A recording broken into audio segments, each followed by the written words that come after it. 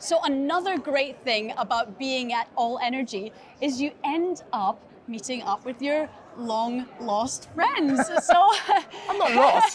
He's not I'm lost. Not lost, yeah.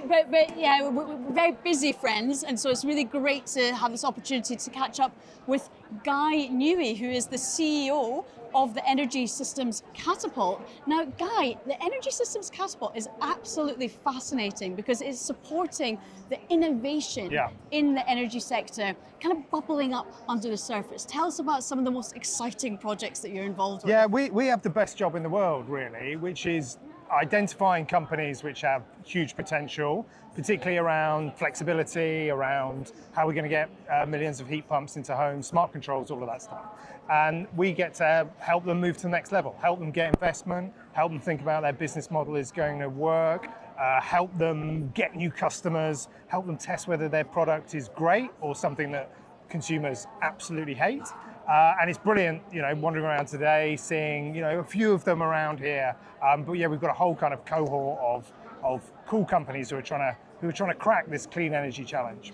And I think that's the interesting thing, isn't it? Is a conference like this is you've got all the big players, the established players, and then you've got all the little guys who are sort of like disrupting the models and really helping us like come at this net zero challenge from lots of different angles. Yeah, you see, and what the nice thing is, you see the progression from year to year, right? You see people who can afford just a kind of tiny stand with a tiny pop-up banner, and a few years later, you see companies like EA Technology are just fantastic, who are doing lots of kind of data availability of the networks, and suddenly they've got a big flash stand and they've got a big marketing team, etc. And it's just sign of the success, and it's sign of the growth that we need in this incredible sector. Yeah, well, Energy System Catapult is obviously a really integral part of the ecosystem to help these companies get off the ground. Another area that you work on is broader policy and strategy when it comes to the GB energy system and the electricity market. Now, it's a touchy subject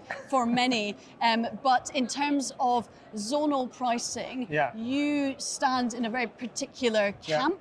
Tell us a little bit about that, but also tell us a little bit more about the broader reforms that you want to see in the electricity market, because in some ways the zonal stuff has taken up a lot of the oxygen. Yeah, the reason we spend some time thinking about policy and regulation is because when we spend our time with innovators, with SMEs, that is like their number one problem. I've got this great thing which could be really good for consumers, could be really good for the system, but this silly rule is getting in the way, or this silly set of incentives. Now, zonal pricing is a big debate. It's a big structural change to the energy system, which we think is essential to reflect the physics of the new system, which is going to be lots of intermittent renewables, batteries, heat pumps, electric vehicles, all of that stuff.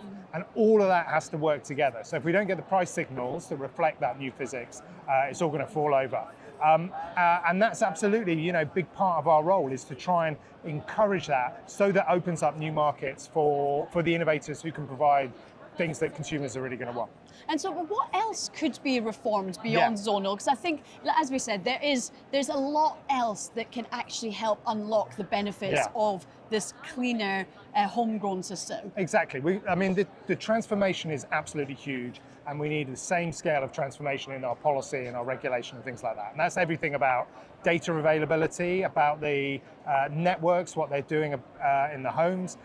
That's everything from how we make all of our devices interoperable in our homes, so that your EV is talking to your heat pump, is talking to your solar panels on your roof, and all of those are talking to the system. So these are kind of standards challenges, really kind of boring bits of the system which need to be reformed. And then it's everything up to the big policy: how are we going to subsidize different technologies, how are we going to develop new nuclear, things like that. What are the frameworks for that? So it's all of that way, everything from boiler standards, heat pump standards, right up to big technology. Well, it's interesting because at the London Innovation Zero conference, I actually spoke with Arup, Simon Evans from Arup, who's working on the digital twin piece, which was initially, I will admit, quite confusing to me, but now starts to make a lot more sense. But it speaks to that challenge about this system becoming increasingly complex, necessarily complex, but not allowing that sense of complexity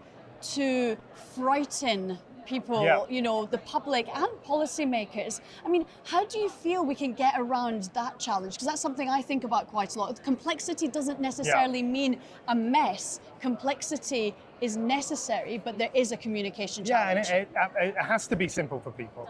You know, we're moving from a system where you had 40, 50 big power stations and a very predictable demand side where everyone watched TV at the same time, to one where you've got dozens and dozens of power generation and you've got millions of actors doing different things. And it's all got to work in a smooth way, in a reliable way that we've become used to. Because if it won't, or it doesn't, then people will just go, no thanks, I'm not interested in that net zero world. It has to be really easy for people to benefit from the battery in their home is providing flexibility to the system, or their EV charging up at the right time. That stuff, you've got early adopters who will be playing with their apps and things like that. Most people do not give a stuff about any of that. They want it to be super simple. They're just gonna come home, they're gonna plug their car in, and it's gonna come on at the right time. And as long as there's enough charge in the morning, then they'll be happy. And we have to make that happen at every layer of the system, and we have to make it super easy for people. And that's what one of the big challenges we work at the Energy Systems Catapult is the companies that are gonna make that stuff really easy for consumers. And I think that really, as a final thought, is what's so impressive about GB, actually, about the UK, the policymakers, the public sector and the private sector, and the way they are working together to solve this challenge. Because really it is one of the most advanced nations in the world looking at all of this stuff. And we're lucky to have organizations like the Energy Systems Catapult that are putting their significant brain power, like Guy's significant brain power behind some of these challenges. So Guy, absolutely brilliant to bump into you. Lovely to see you.